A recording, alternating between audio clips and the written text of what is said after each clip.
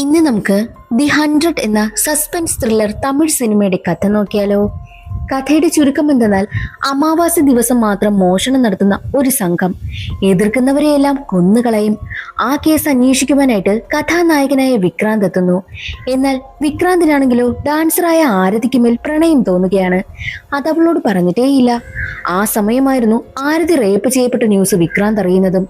ആ കേസ് അന്വേഷിക്കുന്നത് വിക്രാന്താണ്. ആരതിയുടെ റേപ്പിന് പിന്നിൽ കൊള്ളസംഘമാണെന്നും വിക്രാന്ത് കണ്ടെത്തും. എന്നാൽ അവരെ പിടികൂടി ചോദ്യം ചെയ്യുമ്പോഴാണ് കൊള്ളസംഘമല്ല അതിന് പിന്നിലെന്നറിയുന്നതും. ആ 7 അംഗ സംഘം ആരാണെന്ന് വിക്രാന്ത് കണ്ടെത്തുകയാണ്. എന്നാൽ അപ്പോൾ ചുരുളഴിയുന്നതോ ഞെട്ടിക്കുന്ന സത്യങ്ങളും. ഒരുപാട് പെൺകുട്ടികളുടെ ജീവിതങ്ങൾ നശിക്കപ്പെട്ടു എന്നുള്ള കാര്യവും വിക്രാന്ത് കണ്ടെത്തുകയാണ്. ഇതിനിടയിൽ ആരതിക്ക് എന്തായിരിക്കും സംഭവിച്ചിട്ടുണ്ടാവുക, അവളെ എന്തിനായിരിക്കാം ഇവർ ഫോക്കസ് ചെയ്തത് എന്നൊക്കെ അറിയണ്ടേ. എങ്കിൽ നമുക്ക് വേഗം സിനിമയുടെ കഥയിലേക്ക് കിടക്കാം. അതിനു മുൻപായിട്ട് വീഡിയോ കാണുന്ന കൂട്ടുകാർ ഒന്ന് സപ്പോർട്ട് ചെയ്യാൻ മറക്കരുതേ. സിനിമ തുടങ്ങുമ്പോൾ കോഫി ഷോപ്പിൽ ഇരിക്കുന്ന കാമുകന്മാരായ സമീറിനെയും മധുവിനെയുമാണ് കാണിക്കുന്നത്. മധു ആണെങ്കിലോ വല്ലാത്തൊരവസ്ഥയിലായിരുന്നു. മധുവിന്റെ ഫോണിലേക്ക് എന്തൊക്കെയോ മെസ്സേജുകൾ വരുന്നുണ്ട്. അതെന്താണെന്നൊക്കെ സമീർ ചോദിക്കുമ്പോൾ മധു പറയുന്നത് നീ എന്നെ സംശയിക്കുകയാണോ എന്നാണ്. എന്നാൽ സമീർ ചോദിക്കുന്നത് ഞാൻ നിന്നെ സംശയിക്കുകയല്ല, നിനക്ക് എന്ത് പ്രശ്നമുണ്ടെങ്കിലും അതെല്ലാം അറിയാൻ ഞാൻ ബാധ്യസ്ഥനാണ്, എനിക്കതിന് അവകാശമുണ്ട് എന്നാണ് സമീർ പറയുന്നതും. പക്ഷേ മധുവിന്റെ ഫോണിൽ വരുന്ന മെസ്സേജുകൾ കാരണമാണ് അവൾ വല്ലാത്തൊരു മാനസികാവസ്ഥയിൽ ഇരിക്കുന്നതെന്നെല്ലാം സമീറിനറിയാം. മധു അതെന്താണെന്ന് തുറന്നു പറയുവാനേയും കൂട്ടാക്കുന്നില്ല. സമീർ വീണ്ടും വീണ്ടും ചോദിച്ചുകൊണ്ടിരിക്കുന്നത് കൊണ്ട് ദേഷ്യപ്പെട്ട് മധു ഇറങ്ങിപ്പോവുകയും ചെയ്യുന്നു. വീട്ടിലെത്തിയ സമീർ മധുവിനെ വീഡിയോ കോൾ ചെയ്യും. എന്താണ് കാര്യം, നീ എന്നോട് തുറന്നു പറ, എന്തുണ്ടെങ്കിലും നമുക്ക് പരിഹാരം കാണാമെന്നും സമീർ പറഞ്ഞിട്ട് പോലും മധു കേൾക്കുന്നില്ല. നീ എന്തിനാ എപ്പോഴും എന്നോട് ചോദിച്ചുകൊണ്ടിരിക്കുന്നത് എന്ന് ചോദിച്ചിട്ട് അവൾ ആത്മഹത്യ ചെയ്യുവാനായിട്ട് കയറെടുത്ത് കിട്ടും. എന്നാൽ അത് കാണുന്ന സമീർ പറയുന്നത് അങ്ങനെയൊന്നും നീ ചെയ്യരുത്, നീ എന്ത് പ്രശ്നമുണ്ടെങ്കിലും എന്നോട് തുറന്നു പറയേ, ഞാൻ നിനക്കൊപ്പം നിൽക്കാമെന്ന് പറഞ്ഞിട്ട് പോലും മധു കേൾക്കാതെ അവൾ ആത്മഹത്യ ചെയ്യുന്നു. സമീറിനാണെങ്കിൽ താങ്ങാനായില്ല. സമീർ മധുവിന്റെ വീട്ടിലേക്ക് എത്തും മുൻപ് തന്നെ മധു മരിച്ചിരുന്നു. അവൻ അവളെ രക്ഷിക്കുവാൻ പോലും കഴിഞ്ഞില്ല. ആ സീൻ അവിടെ കട്ടായി. പിന്നീട് കാണിക്കുന്നത് IPS ട്രെയിനിങ്ങിനായി നിൽക്കുന്ന കഥാനായകനായ വിക്രാന്തിനെയാണ്. വിക്രാന്ത് ആണെങ്കിലോ നന്നായിട്ട് ഷൂട്ട് ചെയ്യുന്നുണ്ട്. അത് കാണുന്ന ഉയർന്ന ഉദ്യോഗസ്ഥൻ പറയുന്നത് നീ എന്തായാലും ഒരു എൻകൗണ്ടർ സ്പെഷ്യലിസ്റ്റ് ആകുമെന്നാണ്. പക്ഷേ വിക്രാന്ത് പറയുന്നത് ഇനി എന്ത് പ്രശ്നമുണ്ടായാലും ഞാൻ ആയുധം എടുക്കില്ല, ഞാൻ തന്നെയാണ് എനിക്ക് ആയുധം എന്നാണ് വിക്രാന്ത് പറയുന്നതും. അങ്ങനെ വിക്രാന്ത് തന്റെ പ്രൊബേഷൻ പീരീഡിന് വേണ്ടിയിട്ട് ഒരു പോലീസ് സ്റ്റേഷനിലേക്ക് എത്തുകയാണ്. അവിടുത്തെ ഉദ്യോഗസ്ഥനോട് നിങ്ങളിപ്പോൾ പ്രധാനമായിട്ടും കൈകാര്യം ചെയ്യുന്ന കേസ് ഏതാണെന്ന് ചോദിക്കുമ്പോൾ കേസിന്റെ ഡീറ്റെയിൽസ് ഒക്കെ വിക്രാന്തിന് പറഞ്ഞു കൊടുക്കുന്നു. ആ ഒരു നാട്ടില് ഒരു പ്രത്യേക പ്രദേശം കേന്ദ്രീകരിച്ച് മോഷണം നടക്കുകയാണ്. മോഷണത്തിനെ തടയാനായിട്ട് ശ്രമിക്കുന്നവരെ എല്ലാവരെയും മോഷ്ടാക്കൾ കൊന്നുകളയുന്നു. അങ്ങനെ കുറെ വീടുകളിൽ മരണം നടന്നിട്ടുണ്ട് എന്നുള്ള കാര്യം ഉദ്യോഗസ്ഥൻ പറഞ്ഞ് ഡീറ്റെയിൽസ് വിക്രാന്തിന് കൈമാറുന്നു. അങ്ങനെ മോഷണവും നടന്ന് മരണം സംഭവിച്ചിട്ടുള്ള വീടുകളിലേക്ക് എത്തുകയാണ് വിക്രാന്തും കൂട്ടരും. അവിടെ ആകെ അന്വേഷിക്കുന്ന സമയത്ത് പോലീസുകാർ ഈ ഒരു കേസിന് വലിയ പ്രാധാന്യം കൊടുത്തിട്ടില്ല എന്നുള്ള കാര്യം വിക്രാന്തിന് മനസ്സിലായി. വിക്രാന്ത് ആ ഒരു കേസ് അന്വേഷിക്കുവാനായി തീരുമാനിക്കുന്നു. അങ്ങനെ ആ നാട്ടിലാണെങ്കിൽ ഒരു ഡാൻസ് പ്രോഗ്രാം നടക്കുകയാണ്. അതിൽ പങ്കെടുക്കുവാനായിട്ട് ഒരുപാട് VIPസും എത്തുന്നുണ്ട്. അതുകൊണ്ട് തന്നെ പോലീസിന്റെ പ്രൊട്ടക്ഷൻ അവിടെ ആവശ്യമുണ്ടല്ലോ. വിക്രാന്തും അവിടെ എത്തുകയാണ്. ആ ഒരു പ്രോഗ്രാമിൽ ഡാൻസ് കളിക്കുവാനായി എത്തിയത് നമ്മുടെ കഥാനായികയായ ആരതിയായിരുന്നു. ആരതിയെ ആദ്യ കാഴ്ചയിൽ തന്നെ വിക്രാന്തിന് ഒരുപാട് ഇഷ്ടമായി. ഡാൻസ് ഒക്കെ കഴിഞ്ഞു പോകുന്ന ആരതിയുടെ മാലയാണെങ്കിലോ സ്റ്റേജിൽ പൊട്ടി വീഴും. ഈ മാല എടുത്തു കൊടുത്തത് വിക്രാന്തായിരുന്നു. വിക്രാന്തിനോട് ആരതി നന്ദിയും പറയുന്നുണ്ട്. ആരതിക്ക് വിക്രാന്തിനോട് അധിക നേരം സംസാരിച്ചു നിൽക്കുവാനായി കഴിഞ്ഞില്ല. അവളുടെ അച്ഛൻ വന്നതുകൊണ്ട് തന്നെ അവൾ അച്ഛനൊപ്പം പോകുന്നു. വിക്രാന്തിനാണെങ്കിലോ ആരതിയോട് പ്രണയവും തോന്നുകയാണ്. പോകുവാനായി ഇറങ്ങുന്ന സമയം തന്നെയായിരുന്നു സിനിമയുടെ തുടക്കത്തിൽ കാണിച്ച മധു എന്ന പെൺകുട്ടിയില്ലേ, ആ പെൺകുട്ടി വെപ്രളപ്പെട്ട് ഓടി വന്ന് വിക്രാന്തിന്റെ ദേഹത്ത് ഇടിച്ചിട്ട് പോകുന്നതും. വിക്രാന്തിനാണെങ്കിലോ എന്താണ് സംഭവിക്കുന്നതെന്ന് മനസ്സിലാകുന്നതേയില്ല. അവൻ അവിടെ നിന്ന് പോവുകയാണ്. അങ്ങനെ ദിവസങ്ങൾ കടന്നുപോയി. വിക്രാന്ത് ആണെങ്കിലോ തന്റെ പ്രൊബേഷൻ പീരീഡും കംപ്ലീറ്റ് ആക്കുകയാണ്. ACP ആയിട്ട് ഹൈദരാബാദിൽ ജോയിൻ ചെയ്യുകയും ചെയ്തു. അവന്റെ അമ്മയ്ക്ക് ഒരുപാട് സന്തോഷമായി. വിക്രാന്തിനോട് അമ്മ ചോദിക്കുന്നുണ്ട്, നീ ആഗ്രഹിച്ചതുപോലെ തന്നെ നിനക്ക് ജോലി കിട്ടിയില്ലേ, ഇനി നീ ഒരു വിവാഹം കൂടി കഴിക്കേ, നിന്റെ വിവാഹം കാണണമെന്ന് എനിക്ക് ഒരുപാട് ആഗ്രഹമാണെന്നും അമ്മ പറയുന്നു. എന്നാൽ വിക്രാന്ത് പറയുന്നത് എനിക്കൊരു പെൺകുട്ടിയെ ഇഷ്ടമാണ്, പക്ഷേ അത് ഓക്കെ ആകുമോ എന്ന് നോക്കട്ടെ. അങ്ങനെയാണെന്നുണ്ടെങ്കിൽ അമ്മ ആഗ്രഹിക്കുന്നത് പോലെ തന്നെ എത്രയും വേഗം ഞാൻ വിവാഹം കഴിക്കാമെന്നും വിക്രാന്ത് പറയുന്നു. ആരതിയുടെ കാര്യമാണ് വിക്രാന്ത് ഉദ്ദേശിച്ചിരിക്കുന്നതും.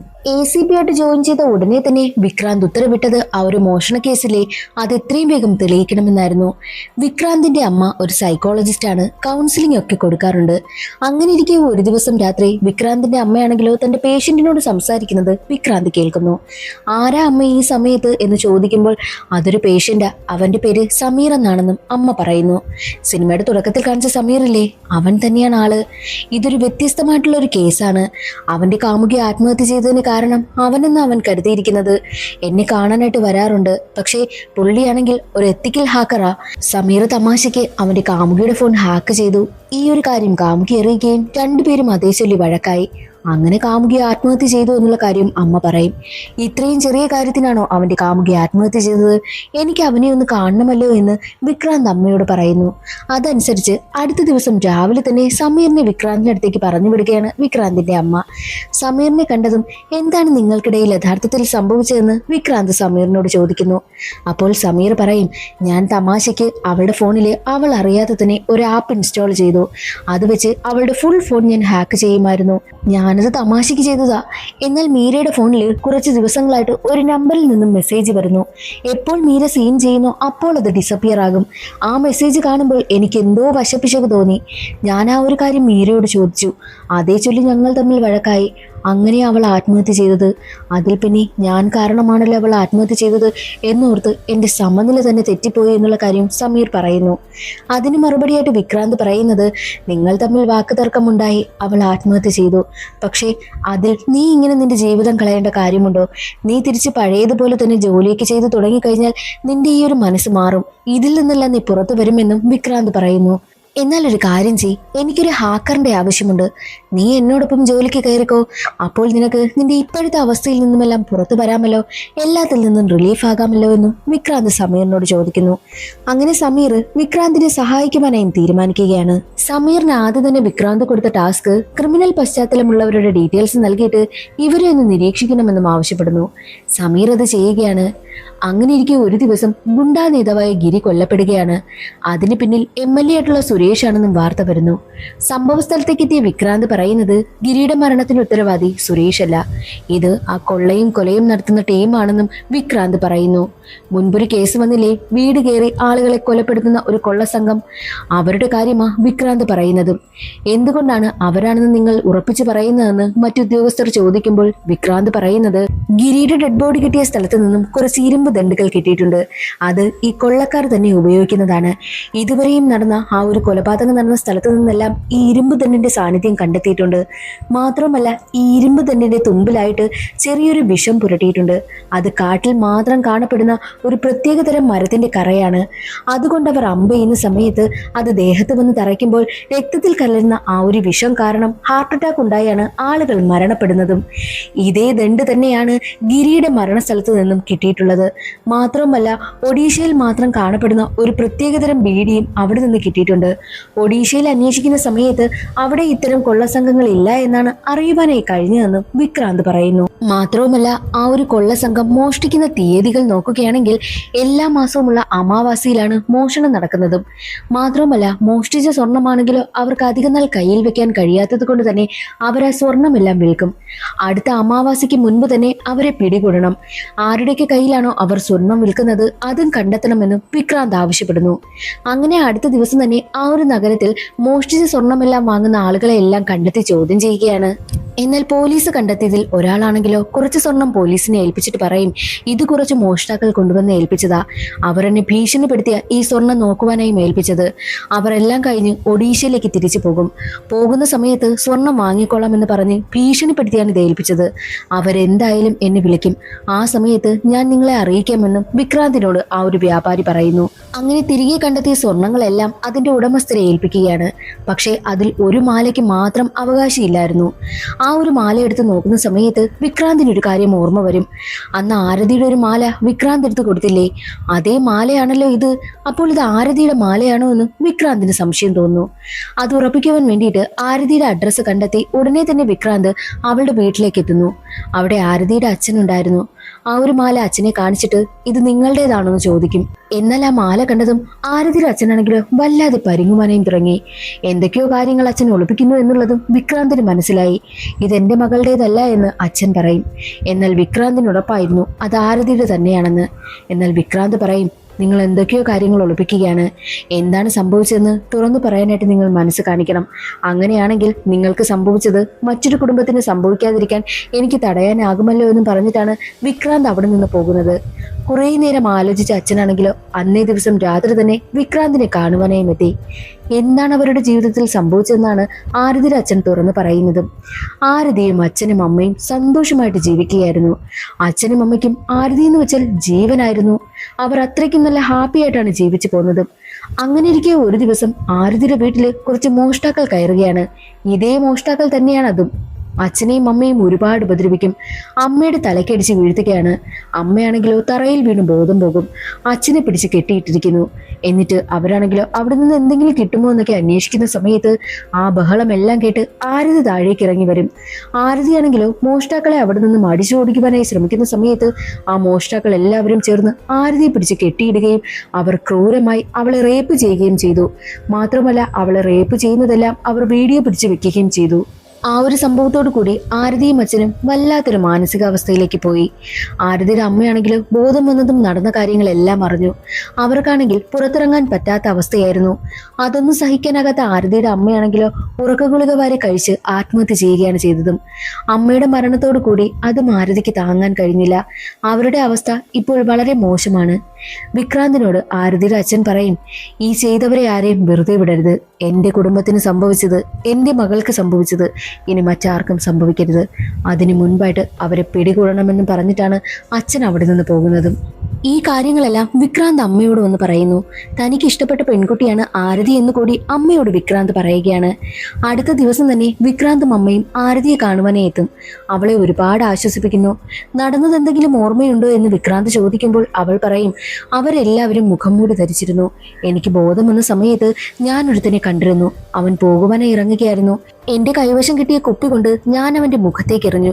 ആ കുപ്പി പൊട്ടി അവന്റെ മുഖത്തിന്റെ ഇടതുവശത്ത് മുറിവേറ്റിട്ടുണ്ട് എന്നുള്ള കാര്യം ആരതി പറയും. അവൾ എന്നിട്ട് പൊട്ടിക്കരയുകയാണ്. അവളെ അവർ ഒരുപാട് സമാധാനിപ്പിക്കുന്നു. അങ്ങനെ വിക്രാന്ത് ആണെങ്കിലോ ഇവരെ കുറിച്ച് അന്വേഷിക്കുവാനായും തീരുമാനിക്കുകയാണ്. ആരതിയുടെ വീട്ടിലെ CCTV ഫുട്ടേജ് ചെക്ക് ചെയ്യുന്ന സമയത്ത് മോഷ്ടാക്കൾ വന്നത് ഒഡീഷ രജിസ്ട്രേഷനിലുള്ള ഒരു വാനിലാണ്. അതുകൊണ്ട് തന്നെ ചെക്കിങ്ങും ആരംഭിക്കുകയാണ്. ഒരു സ്ഥലം പോലും വിടാതെയാണ് പോലീസുകാർ ചെക്കിങ് നടത്തുന്നതും. അങ്ങനെ ഒരുവിധം കഷ്ടപ്പെട്ട് മോഷ്ടാക്കളെ കണ്ടെത്തുകയാണ് വിക്രാന്ത്. അവരെ ഒരുപാട് തല്ലി അവശരാക്കി അവരെ ഹോസ്പിറ്റലിൽ കൊണ്ടുവന്നിടുകയാണ്. എന്നിട്ട് അവരെ കാണാനെത്തിയ വിക്രാന്ത് ചോദിക്കും, ആരതിയുടെ വീടിന്റെ സ്ട്രീറ്റ് നമ്പരും പിന്നെ അവളുടെ വീടിന്റെ ഡീറ്റെയിൽസും പറഞ്ഞിട്ട് ഈ വീട്ടിൽ കയറി മോഷ്ടിക്കുന്ന സമയത്ത് നിങ്ങൾ അവിടുത്തെ പെൺകുട്ടിയെ റേപ്പ് ചെയ്തിരുന്നു എന്ന് ചോദിക്കുമ്പോൾ ആ മോഷ്ടാക്കളിൽ ഒരാൾ പറയും, ഞങ്ങൾ ആരെയും റേപ്പ് ചെയ്തിട്ടില്ല, ഞങ്ങൾ അങ്ങനെ ഒരിക്കലും ചെയ്യത്തില്ല. പക്ഷേ ഞങ്ങൾ ആ വീട്ടിൽ മോഷ്ടിക്കാൻ കയറി എന്നത് സത്യം തന്നെയാ. ഞങ്ങൾ അവിടെ കയറിയ സമയത്ത് ആ വീട് ആകെ അലങ്കോലമായി കിടക്കുന്നുണ്ടായിരുന്നു. മാത്രമല്ല പെൺകുട്ടി അവിടെ അവശയായിട്ട് കിടക്കുകയാണ്. അവൾ ഞങ്ങളെ കണ്ടതും എന്റെ മുഖത്തേക്ക് അവളൊരു കുപ്പി വലിച്ചെറിഞ്ഞു. അത് പൊട്ടിയ ദേ എന്റെ മുഖത്ത് മുറിവുണ്ടായതെന്നും അതിലൊരു പയ്യൻ പറയുന്നു. അത് കേട്ട് ദേഷ്യമെന്ന് വിക്രാന്ത് പറയും, ദേ നിങ്ങൾ ആരോടാ കള്ളം പറയുന്നത്? വെറുതെ കള്ളം പറയാതെ നടന്ന കാര്യങ്ങൾ തുറന്നു പറയുവാനായിട്ടും വിക്രാന്ത് അവരെ വിരട്ടും. അപ്പോൾ അതിൽ മറ്റൊരാൾ പറയുന്നത്, സത്യമാ, ഞങ്ങൾ മോഷ്ടിക്കാൻ കയറും, പക്ഷെ ഒരു സ്ത്രീകളെയും ഞങ്ങൾ ഉപദ്രവിക്കില്ല. ഞങ്ങളെ അമാവാസി ദിവസങ്ങളിലാണ് മോഷ്ടിക്കുന്നത്. ഞങ്ങൾക്ക് ഒരു വിശ്വാസമുണ്ട്. 100 വർഷത്തിലൊരിക്കൽ വരുന്ന അമാവാസിയിലെ ഇത്രയും നാൾ മോഷ്ടിച്ച സ്വർണം കൊണ്ട് നമ്മുടെ കുലദൈവത്തിന് വിഗ്രഹം ഉണ്ടാക്കി വെക്കും. അങ്ങനെയാണെങ്കിൽ നശിച്ചുകൊണ്ടിരിക്കുന്ന ഞങ്ങളുടെ ഗോത്രം വീണ്ടും നല്ല രീതിക്ക് വരുമെന്നാണ് ഞങ്ങളുടെ വിശ്വാസം. അതിനു വേണ്ടിയിട്ടാ ഞങ്ങൾ മോഷ്ടിക്കാനായി എത്തുന്നതും.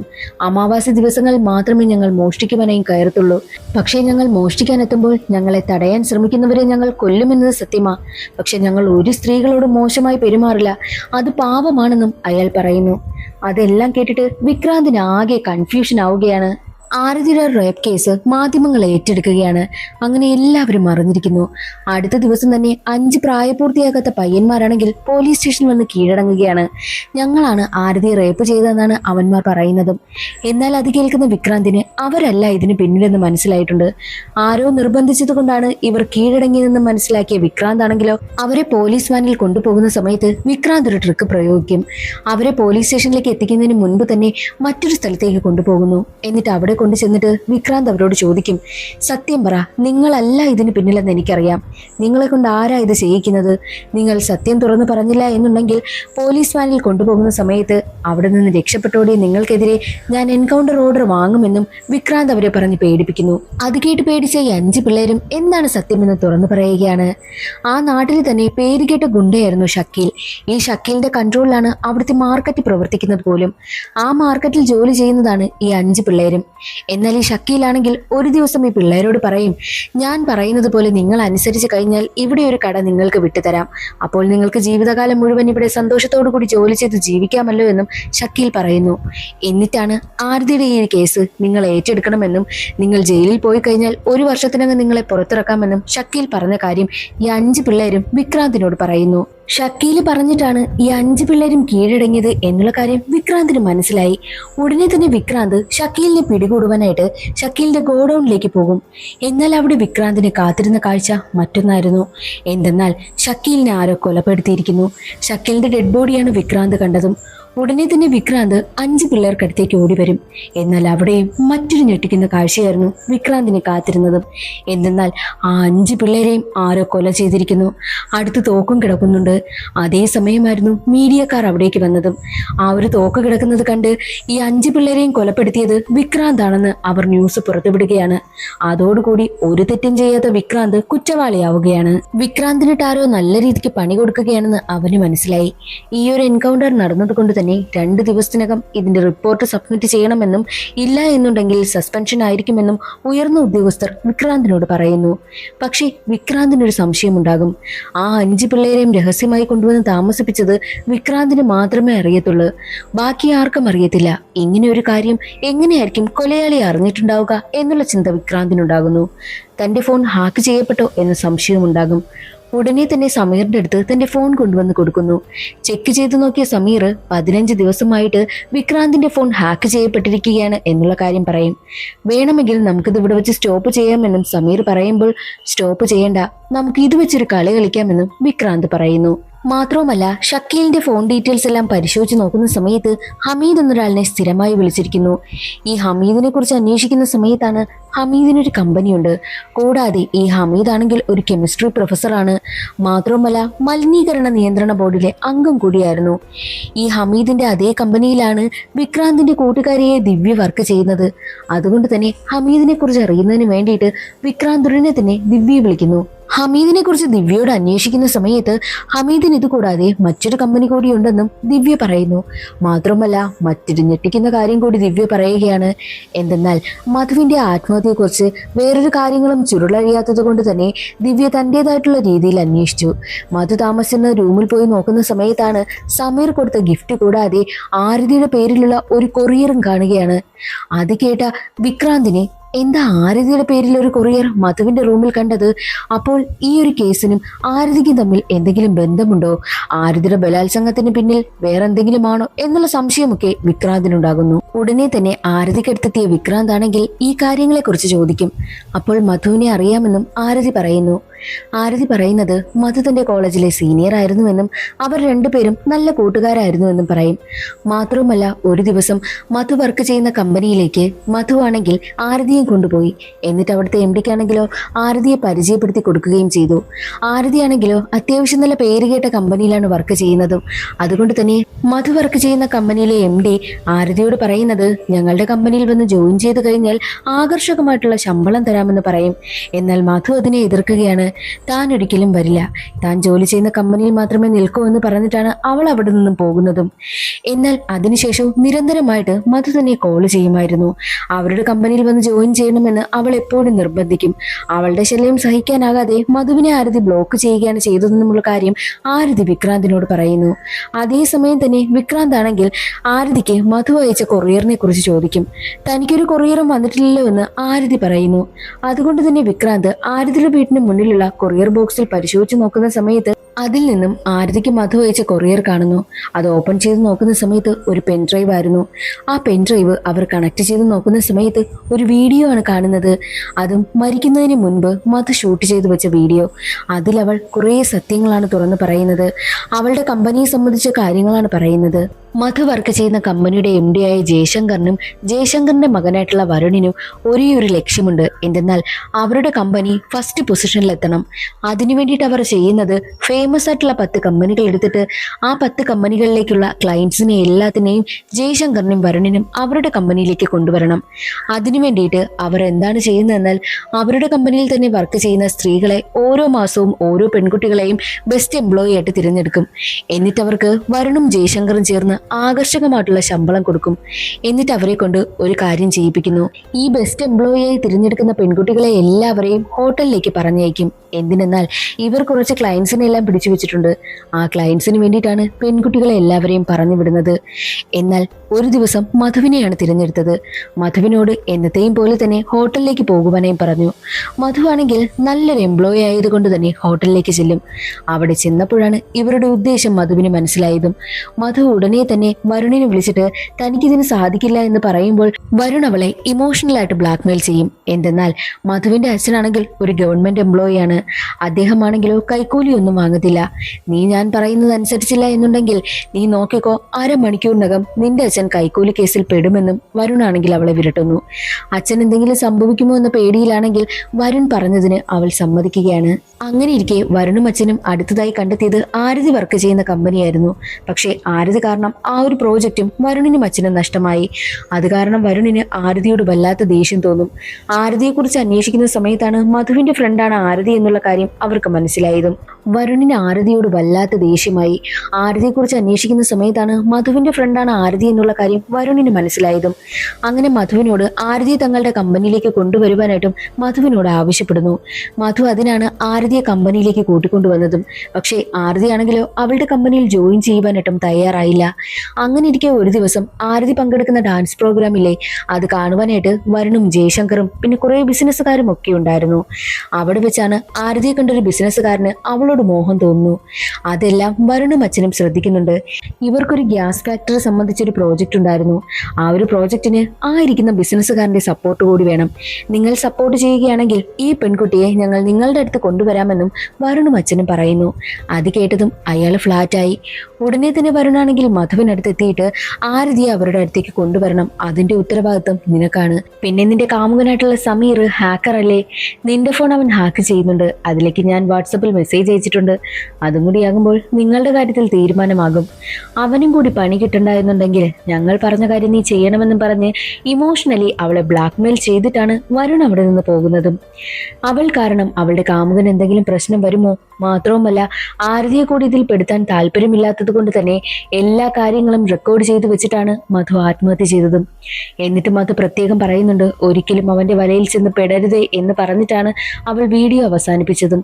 അതെല്ലാം കൂടിയായ സമയത്ത് ആരതിക്ക് സഹിക്കാനായില്ല. ആരതിയാണെങ്കിലോ ഒരുപാട് കരയുകയാണ്. അവളെ ഞാൻ അവോയ്ഡ് ചെയ്യരുതായിരുന്നു എന്ന് പറഞ്ഞാണ് അവൾ കരയുന്നതും. എന്നാൽ ഇത് കേട്ട് വിക്രാന്ത് പറയുന്നത് നീ അവളെ അവോയ്ഡ് ചെയ്താലും നിനക്ക് ഈ ഒരു പ്രശ്നം വരുമെന്ന് പറഞ്ഞിട്ട് അവൻ കണ്ടെത്തിയ കുറച്ച് കാര്യങ്ങൾ ആരതിയോട് പറയുകയാണ്. മധുവിന്റെ ആത്മഹത്യയെക്കുറിച്ച് വിക്രാന്ത് അന്വേഷിച്ചിരുന്നു. അപ്പോൾ അവൾ ജോലി ചെയ്യുന്ന കമ്പനിയെക്കുറിച്ച് എന്തൊക്കെയോ സംശയം വിക്രാന്തിനുണ്ടാകുന്നു. അതുകൊണ്ട് തന്നെ വിക്രാന്ത് തന്റെ കൂട്ടുകാരിയെ ദിവ്യയെ ആ ഒരു കമ്പനിയിൽ ജോയിൻ ചെയ്യിപ്പിച്ചിട്ട് അവിടെ നടക്കുന്ന കള്ളത്തരങ്ങളെ എല്ലാത്തിനെയും കണ്ടുപിടിക്കുവാനായിട്ടും ദിവ്യയോട് പറയും. അങ്ങനെ ദിവ്യ ജോയിൻ ചെയ്ത് കുറേ ദിവസം കഴിഞ്ഞതും ദിവ്യ കുറച്ച് കാര്യങ്ങൾ വിക്രാന്തിനോട് പറയുന്നു. അവിടെ ജോലി ചെയ്യുന്ന പെൺകുട്ടികൾക്കെല്ലാം ഒരുപാട് സാലറി ഉണ്ട്, പക്ഷേ അവരാണെങ്കിലും എപ്പോഴും എന്തോ വിഷാദത്തിലാണ് എന്നുള്ള കാര്യം വിക്രാന്തിനോട് ദിവ്യ പറയുന്നു. മാത്രമല്ല ആ ഒരു 5 കുട്ടികളുടെ കേസ് അന്വേഷിക്കുന്ന സമയത്താണ് ഹമീദ് എന്നൊരാളുടെ പേര് പരാമർശിച്ചില്ലേ, അയാളെ കൊണ്ടുവന്ന് ചോദ്യം ചെയ്യുമ്പോഴാണ് മറ്റൊരു സത്യം കൂടി ചുരുളഴിയുന്നതും. എന്നാൽ വരുണിന്റെ അച്ഛൻ നടത്തിയിരുന്ന ഗ്യാസ് ഫാക്ടറിയിലെ ചെറിയൊരു ബ്ലാസ്റ്റ് ഉണ്ടായി. ആ ഒരു കാര്യം പുറത്തറിയാതിരിക്കാൻ വേണ്ടിയിട്ട് വരുണും അച്ഛനും ചേർന്ന് ഒരുപാട് പേർക്ക് കൈക്കൂലി കൊടുത്ത് അവരെ എല്ലാവരെയും ഒതുക്കി. പക്ഷേ ഹമീദ് വർക്ക് ചെയ്ത അതേ മലിനീകരണ നിയന്ത്രണ ബോർഡിൽ തന്നെയായിരുന്നു ആരതിയുടെ അച്ഛനും വർക്ക് ചെയ്തിരുന്നത്. ബാക്കിയുള്ളവരെ പണം കൊണ്ട് സ്വാധീനിക്കാൻ പറ്റി, പക്ഷേ ആരതിയുടെ അച്ഛന് അതിന് കഴിഞ്ഞില്ല. ആരതിയുടെ അച്ഛനാണെങ്കിലോ വരുണിന്റെ അച്ഛൻ നടത്തുന്ന ഫാക്ടറിയെ കുറിച്ചുള്ള ഒരു കംപ്ലൈന്റ് ഫയൽ ചെയ്ത് ഡൽഹിയിലേക്ക് അയച്ചു. അത് കാരണം അവരുടെ കമ്പനി മൂടി പോകുമോ എന്നുള്ള ടെൻഷൻ വരുണിനും അച്ഛനും ഉണ്ടായി. ആരതിയുടെ അച്ഛൻ കാരണം ആ ഒരു ഫാക്ടറി പൂട്ടിപ്പോവുകയാണെന്നുണ്ടെങ്കിൽ ഉറപ്പായിട്ടും അവർക്കതൊരു നാണക്കേടായിരിക്കുമല്ലോ. അതുകൊണ്ട് തന്നെ ഇതിന് കാരണക്കാരനായ ആരതിയുടെ അച്ഛനിട്ട് പണി കൊടുക്കുവാനായിട്ടും അവർ തീരുമാനിക്കുന്നു. സമൂഹത്തിൽ ഒരിക്കലും അവനും അവന്റെ കുടുംബവും തല ഉയർത്തി നടക്കരുത് എന്നാണ് വരുണും കൂട്ടരും തീരുമാനിച്ചത്. അതേ സമയത്തായിരുന്നു കൊള്ളയും കൊലയും നടക്കുന്നത് വാർത്തയിലൊക്കെ വരുന്നതും. കൊള്ളയടിക്കാൻ വരുന്ന സംഘം തന്നെ കൊല നടത്തുന്നു എന്നുള്ള വാർത്ത പുറത്തു വന്നതോടുകൂടി ആ ഒരു പാറ്റേൺ തന്നെ നീങ്ങുവാനായിട്ട് വരുണും സംഘവും തീരുമാനിക്കുന്നു. അങ്ങനെ വരുണും കുറെ ഗുണ്ടകളും ചേർന്ന് രാത്രിക്ക് രാത്രി തന്നെ ആരതിയുടെ വീട്ടിലേക്ക് മാസ്ക് ഒക്കെ ധരിച്ച് ആ ഒരു കൊള്ള സംഘത്തെ പോലെ എത്തുന്നു. അവിടെ വെച്ച് ആരതിയെ റേപ്പ് ചെയ്യുകയും അവളുടെ അച്ഛനെയും അമ്മയും ഒക്കെ ഒരുപാട് ഉപദ്രവിക്കുകയും ചെയ്തു. അത് കഴിഞ്ഞിട്ട് പോകുന്ന സമയത്തായിരുന്നു യഥാർത്ഥ കൊള്ള സംഘം അവരുടെ വീട്ടിലേക്ക് വന്ന് ആരതിയുടെ മാലയും അടിച്ചുകൊണ്ട് പോയതും. ആരതിയുടെ ഈ ഒരു കേസ് വിക്രാന്ത് അന്വേഷിക്കുന്നത് കൊണ്ടാണ് 5 കുട്ടികളെ കൊന്ന് അതിൽ വിക്രാന്തിനെ കുടുക്കിയതും. ഈ ഒരു സത്യങ്ങളെല്ലാം വിക്രാന്ത് ആണെങ്കിൽ ആരതിയുടെ അച്ഛനോടും ആരതിയോടുമൊക്കെ തുറന്നു പറയുന്നു. അതെല്ലാം കേട്ട് ആരതിയും അച്ഛനും ഞെട്ടി നിൽക്കുകയാണ്. അതേ സമയത്തായിരുന്നു ഉയർന്ന ഉദ്യോഗസ്ഥൻ വിക്രാന്തിനെ ഫോൺ വിളിക്കുന്നതും. എത്രയും വേഗം തന്റെ ഓഫീസിലേക്ക് എത്തണമെന്നും ആവശ്യപ്പെട്ടു. അവിടെ എത്തുന്ന സമയത്താണ് മറ്റൊരു ഞെട്ടിക്കുന്ന കാര്യം കൂടി വിക്രാന്ത് അറിയുന്നതും. എന്തെന്നാൽ ഒരു വീഡിയോയാണ് ഉയർന്ന ഉദ്യോഗസ്ഥൻ വിക്രാന്തിനെ കാണിക്കുന്നത്. അന്ന് ആരതിയുടെ വീട്ടിൽ മോഷണത്തിന് വന്ന സമയത്ത് ആരതിയെ മാത്രമല്ല അവർ റേപ്പ് ചെയ്തത്, ആരതിയുടെ അമ്മയെയും അവർ റേപ്പ് ചെയ്തിരുന്നു. അതും കൂടി ആയപ്പോൾ വിക്രാന്തിന് സഹിക്കാനായില്ല. എങ്ങനെയെങ്കിലും വരുണിനെ കണ്ടെത്തണം എന്നുള്ള വാശിയായി. വരുണിനെ പൂട്ടണമെങ്കിൽ വരുണിനെതിരായിട്ട് കൃത്യമായ എവിഡൻസ് വേണം. വരുണാണെങ്കിൽ മറ്റുള്ള പെൺകുട്ടികളെല്ലാം ടോർച്ചർ ചെയ്യുന്ന വീഡിയോസ് എല്ലാം അവൻ ശേഖരിച്ച് വെക്കുമായിരുന്നു. അതെല്ലാം അവന്റെ പേഴ്സണൽ ലാപ്ടോപ്പിലാണുള്ളത്. അത് ദിവ്യയോട് എടുക്കുവാനായിട്ടും ആവശ്യപ്പെടുന്നു. മറ്റുള്ള CC ക്യാമറ എല്ലാം വെട്ടിച്ചിട്ട് വരുണിന്റെ ക്യാബിനിൽ കയറിയ ദിവ്യയാണെങ്കിലോ അവന്റെ പേഴ്സണൽ ലാപ്ടോപ്പിൽ നിന്നും ആ ഒരു വീഡിയോസ് എല്ലാം വിക്രാന്തിന് ട്രാൻസ്ഫർ ചെയ്യുകയാണ്. എന്നാൽ ദിവ്യ ക്യാബിനിൽ കയറി അവന്റെ പേഴ്സണൽ ലാപ്ടോപ്പിൽ നിന്നും ഡേറ്റ എല്ലാം ട്രാൻസ്ഫർ ചെയ്തത് ക്യാബിനിൽ ഉണ്ടായിരുന്ന ഹിഡൻ ക്യാമറ വഴി വരുൺ അറിയുകയാണ്. വരുൺ ഉടനെ തന്നെ ദിവ്യയെ പിടികൂടും. എന്നിട്ട് അവളെ അവന്റെ ഗോഡൌണിലേക്ക് തട്ടിക്കൊണ്ടു പോവുകയാണ് ചെയ്തതും. എന്നാൽ ഒരുപാട് തവണ വിളിച്ചിട്ടും ദിവ്യ ഫോൺ എടുക്കാത്തത് കൊണ്ട് തന്നെ വിക്രാന്തിന് വല്ലാത്ത സംശയം വരുന്നു. വിക്രാന്ത് ഉടനെ തന്നെ ആരതിക്ക് അടുത്തേക്ക് എത്തുകയാണ്. എന്നിട്ട് അവളെയും വണ്ടിയിൽ കയറ്റി നേരെ പോകുന്നത് വരുണിനെ കാണുവാൻ വേണ്ടിയിട്ട്. വരുണിനെ എങ്ങനെ അവർ കണ്ടുപിടിച്ചെന്നാൽ ദിവ്യയുടെ ദേഹത്ത് ഒരു മാല പോലെ അവനൊരു GPS ട്രാക്കർ ഘടിപ്പിച്ചിരുന്നു. അത് ഓണാക്കി ഇടണമെന്ന് എപ്പോഴും ദിവ്യയോട് പറഞ്ഞിട്ടുണ്ടായിരുന്നു. അങ്ങനെ ദിവ്യ ആ ഒരു GPS ട്രാക്കർ ഓണാക്കി വെച്ചിരുന്നത് കൊണ്ട് അവളുള്ള ലൊക്കേഷൻ ഇപ്പോൾ വിക്രാന്ത് കണ്ടെത്തിയിരിക്കുകയാണ്. അങ്ങനെ വിക്രാന്ത് ഉടനെ തന്നെ വരുണിന്റെ ഗോഡൌണിലേക്ക് എത്തും. അപ്പോഴേക്കും ദിവ്യ ഒരുപാട് അടിച്ച് വരുൺ ചോദ്യം ചെയ്യുന്നുണ്ടായിരുന്നു. വിക്രാന്ത് വന്നതറിഞ്ഞ് വരുണിന്റെ കയ്യിൽ നിന്നും എങ്ങനെയൊക്കെയോ രക്ഷപ്പെട്ട് ദിവ്യ ഉടനെ തന്നെ വിക്രാന്തിന്റെ അടുത്തേക്ക് എത്തി. വിക്രാന്ത് തന്നെ അന്വേഷിച്ച് വന്നതറിഞ്ഞ് വരുണാണെങ്കിൽ അവിടെ നിന്ന് രക്ഷപ്പെട്ടു പോകുന്നു. കാർ എടുത്ത് പോകുന്ന സമയത്ത് തന്റെ അച്ഛനെ ഫോൺ വിളിച്ചിട്ട് ആ ഒരു വിക്രാന്ത് തന്നെ ഫോളോ ചെയ്ത് വരുന്നുണ്ട്, എങ്ങനെയെങ്കിലും രക്ഷിക്കണമെന്ന് പറയും. പക്ഷേ അതേ സമയത്ത് തന്നെ വരുണിന്റെ അച്ഛനെയും പോലീസ് പൊക്കിയിരുന്നു. വരുൺ നേരെ എത്തുന്നത് MLA സുരേഷിന്റെ അടുത്തേക്കാണ്. സുരേഷ് ആണെങ്കിലോ വരുണിനെ ഒളിപ്പിക്കുവാനായിട്ടുള്ള എല്ലാ കാര്യങ്ങളും ചെയ്യും. അതേ സമയത്തായിരുന്നു വരുണുള്ള സ്ഥലം മനസ്സിലാക്കി സുരേഷിന്റെ അടുത്തേക്ക് തന്നെയാണ് വിക്രാന്ത് ആരതിയെയും ദിവ്യയും കൂട്ടി എത്തുന്നതും. എന്നാൽ അവിടെയാണ് കഥയിലൊരു ട്വിസ്റ്റ്. എന്തെന്നാൽ ആ ഒരു MLA സുരേഷും വിക്രാന്തിന്റെ ആളായിരുന്നു. വരുൺ എവിടെയെന്ന് ചോദിക്കുമ്പോൾ വരുണിനെ ഒളിപ്പിച്ചു വെച്ചിരിക്കുന്ന സ്ഥലവും സുരേഷ് കാണിച്ചു കൊടുക്കുന്നു. അങ്ങനെ വരുണിനെ പിടികൂടിയ വിക്രാന്ത് ആണെങ്കിൽ അവനെ ഒരുപാട് തല്ലും. എന്നിട്ട് അവസാനം തന്റെ കൈവശമിരുന്ന തോക്കെടുത്തിട്ട് ആരതിയുടെ കയ്യിൽ കൊടുത്തിട്ട് നിന്നെയും നിന്റെ അമ്മയും റേപ്പ് ചെയ്തവനെ വെടിവെച്ച് കൊല്ലുവാനായിട്ടും ആവശ്യപ്പെടുന്നു. അങ്ങനെ ആരതിയാണെങ്കിലോ തന്റെ കയ്യിൽ കിട്ടിയ തോക്ക് ഉപയോഗിച്ച് വരുണിനെ വെടിവെച്ച് കൊല്ലുന്നു. അതിനുശേഷം വിക്രാന്ത് ആരതിയോട് ചോദിക്കും, നിനക്കെന്നെ വിവാഹം കഴിക്കുവാനായിട്ട് താല്പര്യമുണ്ടോ എന്ന് ചോദിക്കുമ്പോൾ അവൾ കെട്ടിപ്പിടിച്ച് കരയുകയാണ് വിക്രാന്തിനെ. അങ്ങനെ ഇപ്പോൾ എല്ലാ കാര്യങ്ങളും കലങ്ങി തെളിഞ്ഞിരിക്കുകയാണല്ലോ. 5 കുട്ടികളും മരണപ്പെട്ടതിലും മധു ആത്മഹത്യ ചെയ്തതിനും പിന്നിൽ വരുണും വരുണിന്റെ അച്ഛനാണെന്നും മാത്രവുമല്ല വിക്രാന്ത് നിരപരാധിയാണെന്നും തെളിഞ്ഞു. അതോടുകൂടി സിനിമയുടെ കഥ അവിടെ അവസാനിക്കുകയാണ്. ഇന്നത്തെ ഈ ഒരു വീഡിയോ എല്ലാവർക്കും ഇഷ്ടമായെന്ന് കരുതുന്നു. ഇഷ്ടമായാൽ ഒന്ന് ലൈക്ക് ചെയ്ത് സപ്പോർട്ട് ചെയ്യാനും ചാനൽ ഇഷ്ടമായാൽ സബ്സ്ക്രൈബ് ചെയ്യാനും മറക്കരുതേ. അടുത്തൊരു സിനിമയുടെ കഥയിൽ കാണാം. അതുവരെ എല്ലാവർക്കും ബൈ.